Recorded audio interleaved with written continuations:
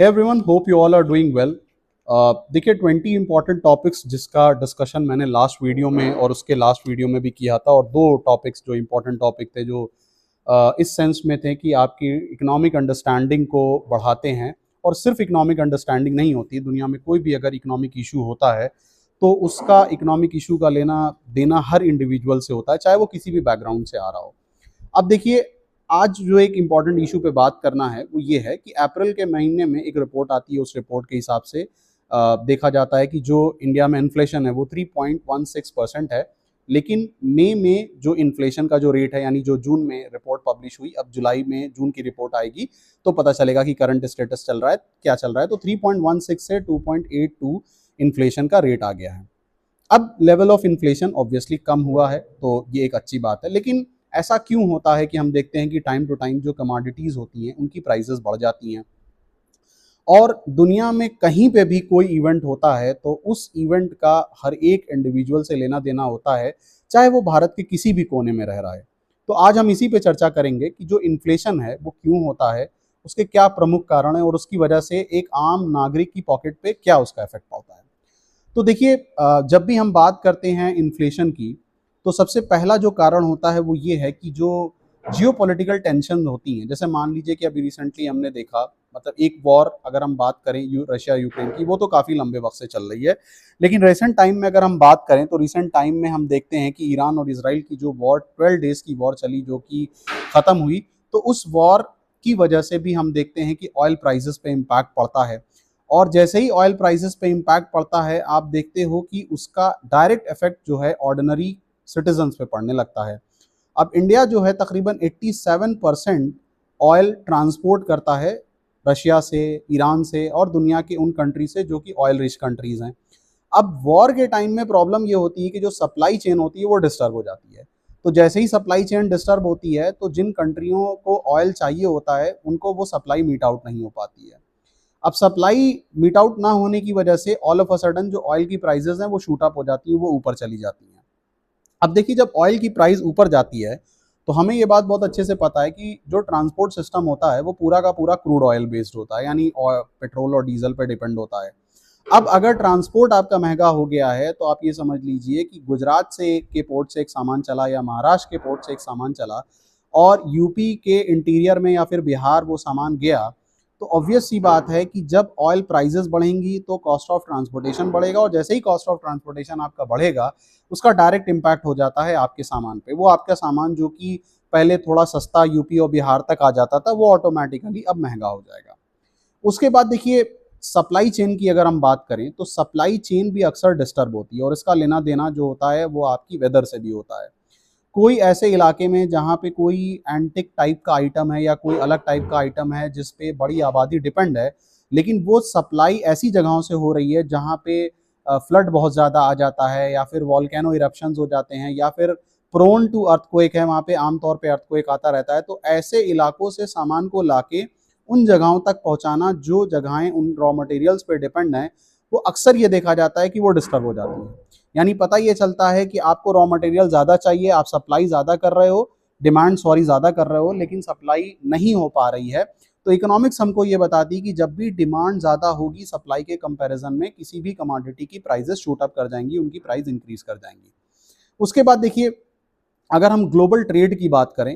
1991 के बाद जब हमारी कंट्री ने ग्लोबलाइजेशन की पॉलिसी को अडॉप्ट कर लिया, उसके बाद से हम देखते हैं कि हम दुनिया के बाज़ार से बहुत ज़्यादा हमारा लेना देना हो गया, हम एक्सपोर्ट करने लगे, इंपोर्ट करने लगे। लेकिन रिसेंटली हमने देखा है डोनाल्ड ट्रंप के सेकंड टेन्योर में कि डोनाल्ड ट्रंप जो हैं वो लगातार कंट्रियों के ऊपर टैरिफ लगा रहे हैं। लगातार ये कह रहे हैं कि अगर हमारे साथ ट्रेड करना है, अमेरिका में आके अपने सामान को बेचना है और यूएस डॉलर कमाना है, तो उसके लिए आप हमारी शर्तों पे आओगे। उसके लिए आपको भी अपने कंट्री में अमेरिकन गुड्स पे टैरिफ या फिर एक्स्ट्रा चार्जेस को कम करना पड़ेगा। अब ये जो टैरिफ टैरिफ का जो खेल चल रहा है, टैरिफ की जो वॉर पूरी चल रही है, पूरी दुनिया में चल रही है, डोनाल्ड ट्रंप साहब हर देश पे वन आफ्टर अनदर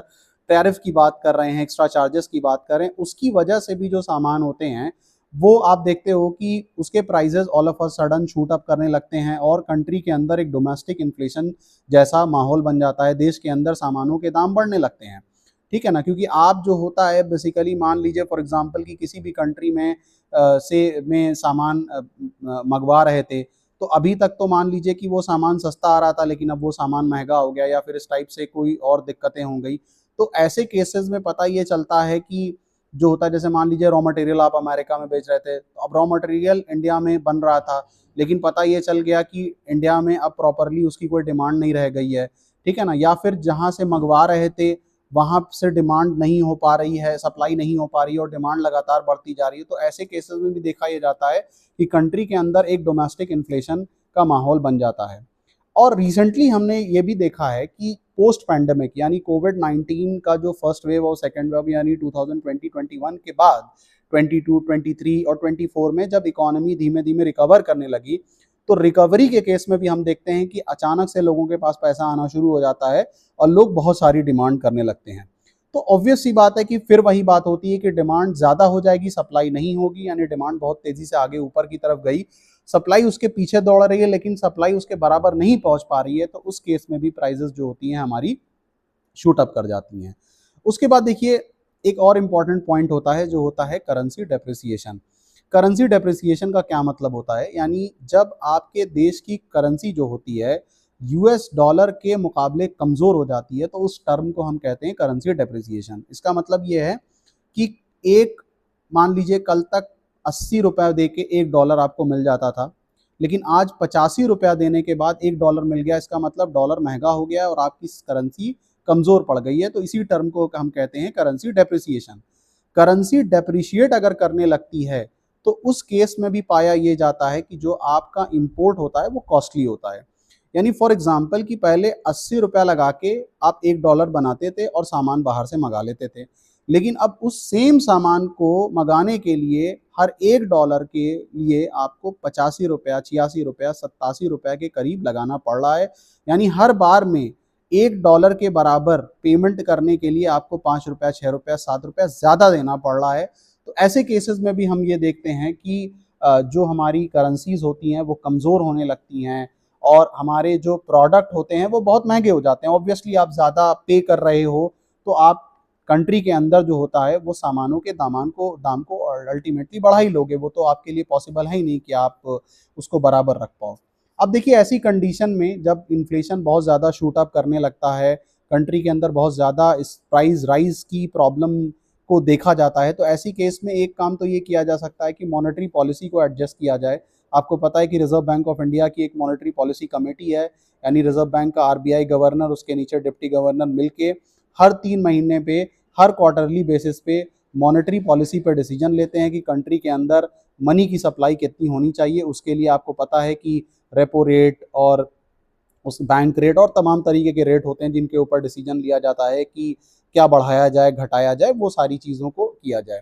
उसके बाद जो दूसरी बहुत इंपॉर्टेंट चीज़ होती है वो ये होती है कि सप्लाई चेन की जो इशू होती है उसको फिक्स किया जाए। यानी अगर डिमांड बढ़ रही है और सप्लाई किसी भी वजह से नहीं हो पाती है, किसी भी वजह से, it can be a natural reason, it can be war, it can be any other reason, तो कंट्री को एक ऐसी पॉलिसी डिज़ाइन करनी चाहिए कि ये जो सब डिमांड बार बार, सप्लाई बार बार हैम्पर हो जा रही है, बार बार उसमें रुकावट आ जा रही है और जिसकी वजह से प्राइस बढ़ जा रही है, तो वो प्रॉब्लम खत्म हो और डिमांड और सप्लाई बिल्कुल एक साथ आके एक पॉइंट पे खड़ी हो जाए।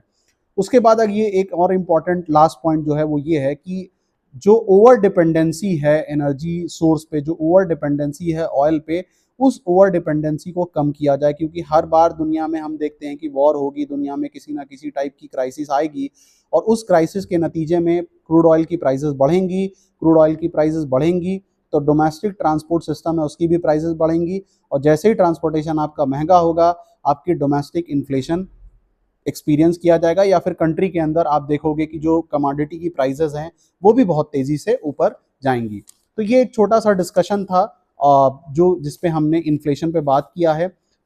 ये तीसरा टॉपिक था। इसी तरीके से हम टोटल 20 टॉपिक्स को कवर अप करेंगे जिसमें मैं इंपॉर्टेंट उन इश्यूज़ को हाईलाइट करूंगा जो इंपॉर्टेंट इश्यूज़ जो हैं इकोनॉमिक्स से रिलेटेड हैं, आम सिटीजन्स को अफेक्ट करते हैं और आम सिटीजन्स की इतनी अंडरस्टैंडिंग नहीं होती है, तो हम उस प्लेटफॉर्म के थ्रू उस अंडरस्टैंडिंग को ग्रो करने की कोशिश करेंगे। तो that was all about from my side. Thank you for watching economics on the